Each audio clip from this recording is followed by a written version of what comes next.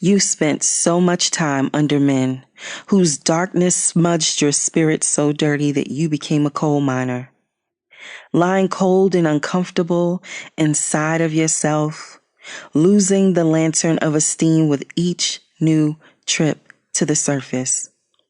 You never used to think you were worthy of a poem, but you've changed. Hiked up that undeniable mountainside of raw and naked truths, reaching for the light and shedding yourself of the mess of other elements. You rub snow across your spirit to purify it new, and let the sunshine bleed your eyes raw. And it was worth it. Here, you will be a fully fleshed woman, straightening from the folds of emotional origami, that bend, fold, tuck smallness whose creases started to define you.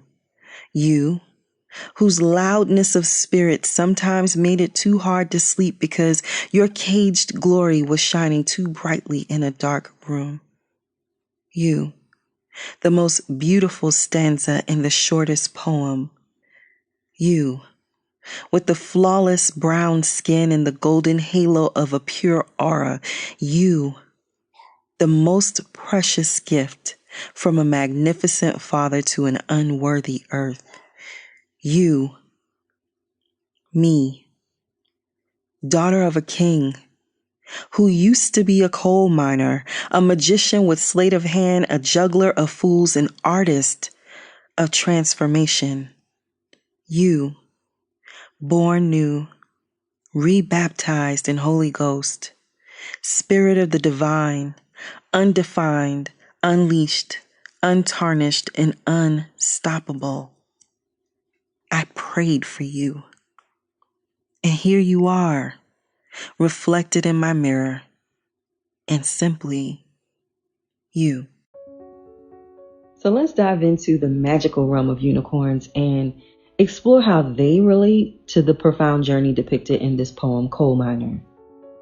Unicorns are mythical creatures and they have fascinated folks for centuries, right?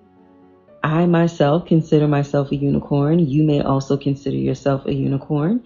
And often we are depicted as majestic beings. So when I decided to create the Black Girl Unicorn coloring book, I made sure each woman had a single spiraling horn protruding from her head. Why? Well, because the horn is said to possess magical properties. You know, Black girl magic and all that. Such as like the ability to heal and to purify. So each woman has a different horn, whether it be decorative or shaped differently. No one is quite the same. No one's magic is quite the same. And in this poem, Coal Miner, it ties to the themes of transformation and self-discovery. So if we consider the unicorn as a symbol of purity and transcendence, we can also draw parallels to the journey described in the poem. I mean, I wrote the poem as well, and it starts off by the woman in it feeling dirty and uncomfortable and not fully being herself inside, right? Much like a coal miner that's covered in soot that's down beneath the surface way too long. And when they finally come out to the light, it's different. But it takes a while for them to get there. It's never a easy journey going down. It's never a super quick journey coming back up. So the imagery in the poem suggests the sense of being weighed down by external influences and negativity. Specifically, she says in the poem, you know, hey, I spent so much time under men whose darkness smudged my spirit so dirty that I became a coal miner. So if you put that in first person instead of in third person, you kind of feel it. You feel the impact of being in relationship with people or men, or even if you're in a relationship with a woman whose darkness, whose toxicity smudged you so dirty that you became a coal miner. You were always covered in it. You didn't know. You didn't see it. But At some point, you started to see it. It started to become too uncomfortable for you when you lost the lantern of self-esteem with each new trip to the surface. Because when you see something that's different from what you've been super familiar with over a period of time, you're like, wait a minute, something goes off in the back of your mind that makes you believe that I deserve better than this. I deserve more. I deserve to be more of myself in this, and more of myself should be about this. This ain't it. You get that feeling. And when your self-esteem is so low as a person, at some point you feel like, I'm not worthy of things. I'm not worthy of something being so much about me that I'm the center of it. But you start changing. And when you start changing, people start to see it. You start to see it. And that's when the transformation takes place. So throughout the poem, you kind of witness a profound inner shift. The woman begins to reclaim her sense of self-worth and inner beauty. She metaphorically ascends a mountainside of raw and naked truths. Why? Because in order to make that transformation, in order to make that change, she had to be honest with herself, honest with what she was experiencing, honest with what she needed, honest with who she was becoming, honest with a real, truthful knowing of who she was and what she deserved. So she shed the layers of negativity and smallness that once defined her. And that journey, it definitely mirrors the purification process associated with unicorns, as they are often seen as symbols of purity and enlightenment. So she emerges from her journey as a full-fleshed woman, embracing her inherent beauty and strength. So in the poem and in the book, the coloring book, the quote is there. The quote exists on the left side of the page because I wanted to share that there's a way for you to become a full-fleshed woman, straightening from the folds of emotional origami, because the things that usually make us bend, fold, and tuck inside are emotional. And at some point, those creases, they really did start to define how much you could do, where you can go, who you could be, all of those things. And your coal miner may not have even been a man. It may have been something, an idea, a place. That could have been your coal miner. And now it's time for you to unfold yourself. I remember when I was leaving my hometown in Charleston for the first time and going to North Carolina to stay with my uncle and my aunt and my cousin.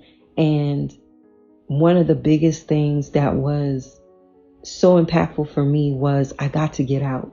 I was born in New York and spent the majority of my childhood in South Carolina and Charleston.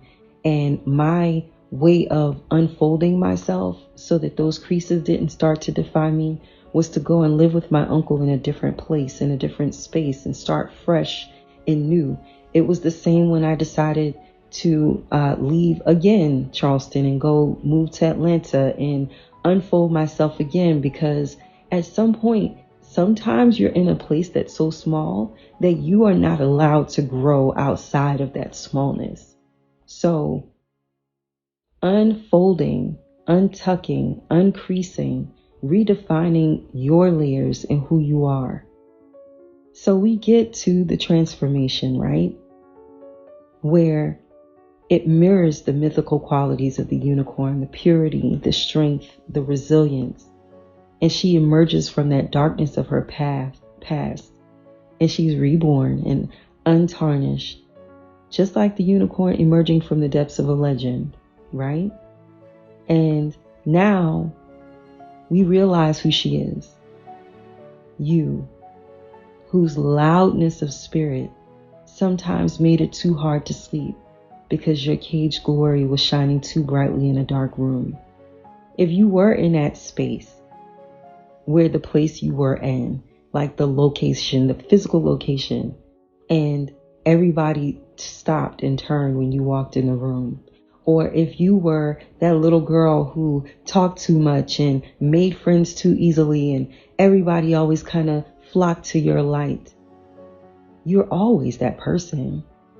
Sometimes you shrink, but you're always still that person. Maybe they don't turn and look at you when you walk in the room, when you've folded yourself, but they still look because you're still that person. You just hidden that glory inside of something else. So now when you are back to your full 100%, it's like dimming a light, right? So now when you're back to that full 100%, your loudness of spirit is too glorious to keep caged.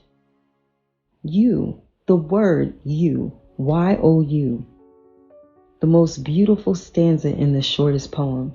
This poem is so personal for me because I love the idea of me being the most beautiful stanza in the shortest poem, or myself being worthy of writing a poem that talks about how I went down into the valley, but how I climbed back up the mountain.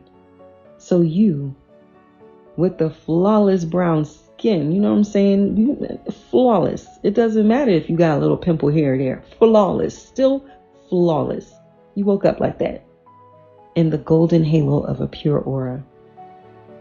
You are the most precious gift from a magnificent Father to an unworthy earth. You are the daughter of a king who used to be a gold miner, a magician with sleight of hand. You make it look like something that is not really. A juggler of fools, whether that fools are the people surrounding you or that one person that's standing right in front of you. You can always transform yourself. That's why it says an artist of transformation. You, born new, rebaptized in Holy Ghost, Spirit of the divine. I prayed for myself to be this woman, just like I'm praying for you to be this woman. And here you are, reflected in the mirror, and simply you. It took a lot for me to get to a place where I started creating art. If you all have followed me in any capacity over the years, you know that I was the former host of Scandal Podcast, one of the hosts. I was a radio personality in the city of Charleston on 3 separate radio stations. I've written a few books, so you may have come here having read one of my books.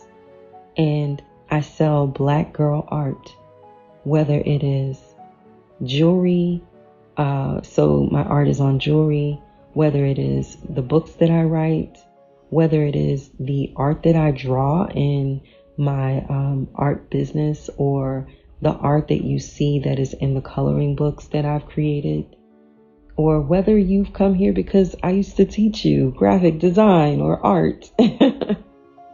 These are different avenues that led me to where I'm at right now. I like to say that when you are given a vision, you can take any vehicle to that vision. So imagine your vision is a mountain and you have to get to the top of that mountain.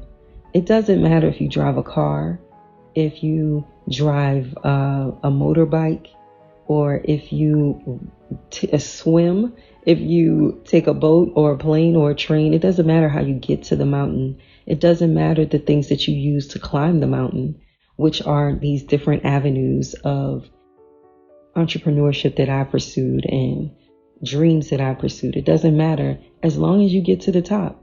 And sometimes you fall back down to the bottom, but then you get better tools and you climb a little bit faster the next time, because that is how you do that, right? So when it came to Dakari Moon and creating the Black girl coloring books that I have created, which are a variety, that came only because I was bold enough to drop other things like the branding business. I was bold enough to stop helping entrepreneurs self-publish. I was bold enough to close down Scandal Podcasts and all the podcasts that didn't relate to where I was going. I was bold enough to do those things. And because I did those things, I was able to focus in on where I truly needed to be. All the skills, all the dreams, all the things that I've done in the past have led me to where I'm at right now, where I can combine all of those things into one thing in order to make my goals and my dreams reality. So it took a while. I had to become a coal miner before I could climb up that mountain in order to become the most beautiful stanza in the shortest poem. So even though it took a while, I'm here. And I'd love to share this journey with you as you watch me color this beautiful unicorn in my Black Girl Unicorn coloring book. And if you want to check out the work that I've been doing since you last were introduced to me, or you're just finding me for the first time and you want to check out this work, then you can definitely check me out at dakarimoon.com. Every single thing that I'm using in this on this page is going to be linked below, including my link to Dakari Moon. And I hope you all can join me at some point on TikTok. Watch me color and create things live. That is also linked in the description below. And I can't wait to see you there.